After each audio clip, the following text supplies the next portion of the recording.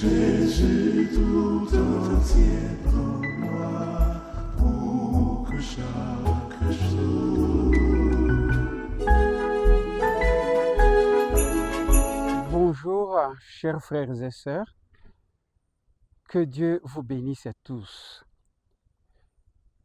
Nous sommes dans la série de buts du mariage. Pourquoi en fait Dieu a institué le mariage? Il avait 15 objectifs.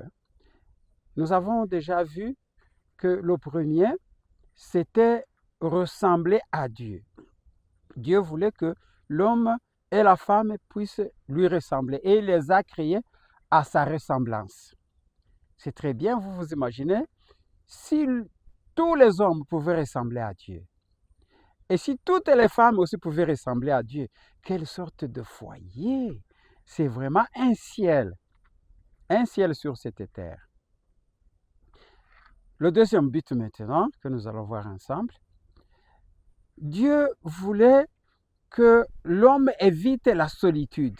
En fait, le but du mariage, c'était d'éviter la solitude. À la création même, quand Dieu venait de créer tout, même Adam, il a fait passer tous les animaux devant Adam pour qu'il leur donnât des noms. Ok? Le premier couple vient, il regarde Adam et dit, vous êtes des chèvres. Mais il les voit mâles et femelles. Et puis, d'autres animaux passent, vous êtes des éléphants, mâles et femelles. D'autres, vous êtes des lions. Il a donné des noms à tous les animaux. Aux oiseaux, vous êtes des dindons. Mais partout, il voit que c'était des mâles et des femelles. Enfin, il a terminé. Lui, il se voit seul. C'est un mâle, mais il n'y a pas une femelle. Cela, Adam l'a remarqué. Et puis Dieu dit aussi de sa bouche, en Genèse 2, verset 18, « Il n'est pas bon que l'homme soit seul. »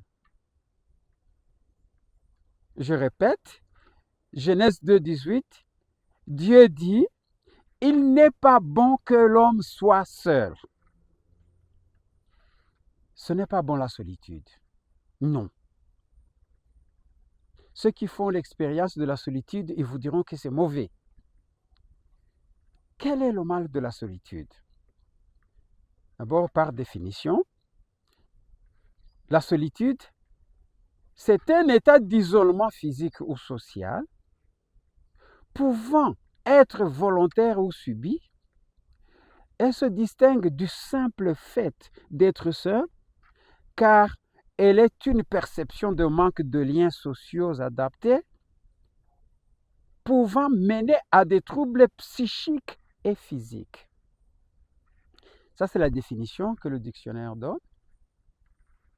Déjà, par la définition, on commence à parler du mal de la solitude, avec des conséquences très fâcheuses, des conséquences mentales.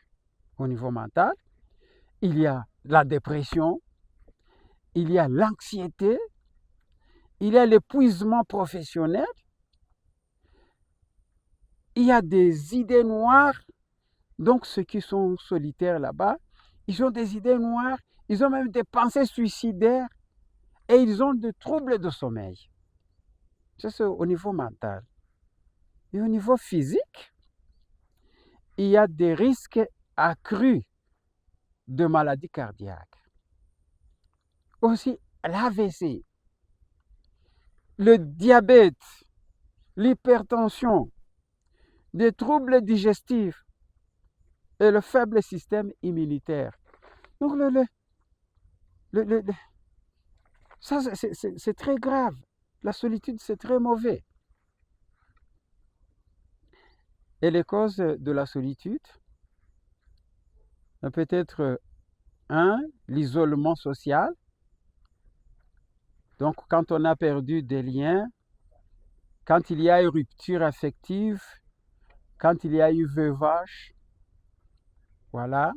Et 2, il y a des facteurs environnementaux, des événements de la pandémie de Covid, par exemple, les exclusions sociales ou professionnelles. Et 3, il y a des facteurs personnels. Quand il y a faible estime de soi, quand il y a manque de confiance, et puis l'anxiété sociale. En fait, c'est mauvais, je le répète, la solitude, c'est mauvais. Dieu vit que cela pouvait arriver à Adam. Et il dit, il n'est pas bon que cet homme soit seul. Il lui faut une femme. Il lui faut une compagne. Encore, le livre de Patriarches et Prophètes vient nous aider à la page 23, au paragraphe 3. Je lis, l'homme a été fait pour vivre en société et non pas dans la solitude. Écoutez ceci, sans compagne, ni les beautés de l'Éden, ni le charme de ses occupations, ni même ses relations avec les anges, n'eussent procuré au premier homme un bonheur parfait. Sans une compagne de même nature que lui, aimante et digne d'être aimée, son besoin de sympathie et de sociabilité n'eût pas été satisfait. Comprenons bien ceci. Une compagne, elle était très nécessaire à Adam et même aujourd'hui, elle est très nécessaire, une compagne. Comprenons bien que la femme, elle est supérieure en importance à ces 3 choses. D'abord, la maison. La maison, même si elle est comment, même si c'est un château, mais si la femme n'y est pas, on est là-bas célibataire, cette maison est nulle. 2, le travail. Même si c'est quelle sorte de travail qui donne un salaire, je ne sais pas, et tous les privilèges, mais sans la femme, ça ne suffit pas. 3, même les anges, qu'ils soient au nombre de 2, qu'ils soient au nombre de 4 ou de 6, ces anges ne répondront pas aux besoins de l'homme comme la femme le ferait.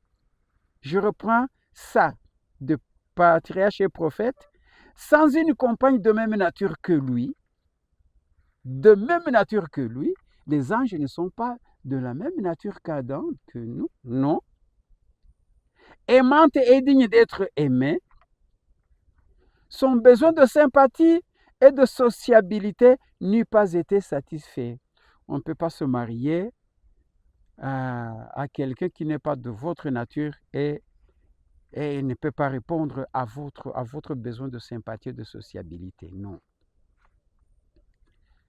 Malheureusement, il y en a même qui se marient, mais qui demeurent seuls, qui demeurent solitaires dans la maison.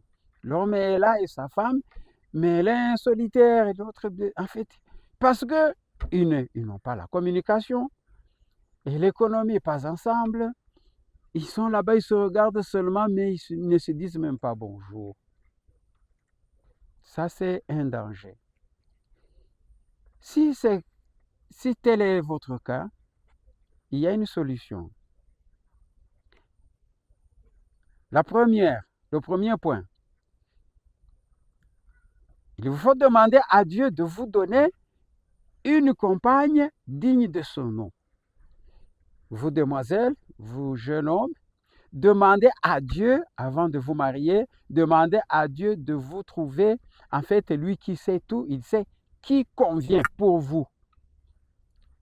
2. Reconstruisez-vous.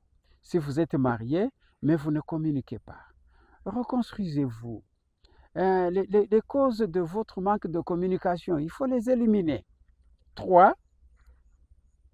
Il faut rechercher le soutien.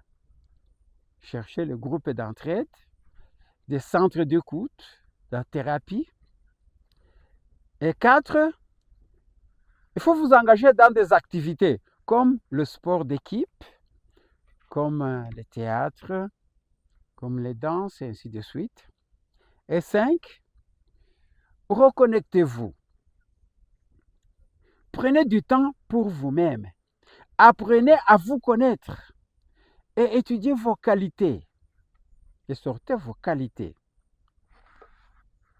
6, demandez de l'aide professionnelle. Si la solitude mène à la dépression ou à l'anxiété, en tout cas, il faut demander de l'aide professionnelle. Ça, c'est le deuxième but du mariage, c'est pour éviter la solitude. Quand vous allez vous marier, sachez très bien que vous allez lutter contre cette solitude et l'éliminer de la vie de votre conjoint que vous allez chercher. C'est très bon, donc la solitude, il faut l'éviter, comme Dieu lui aussi l'a évité chez Adam. Prions. Éternel, notre Père, merci beaucoup pour cette leçon. Nous savons qu'elle est très bonne. Nous savons aussi que tu veux nous aider à pouvoir la pratiquer dans notre vie. Nous prions beaucoup pour tous les célibataires. Nous prions aussi pour tous les mariés qui ont des difficultés de la solitude, que ces mariés puissent avoir une très bonne communication.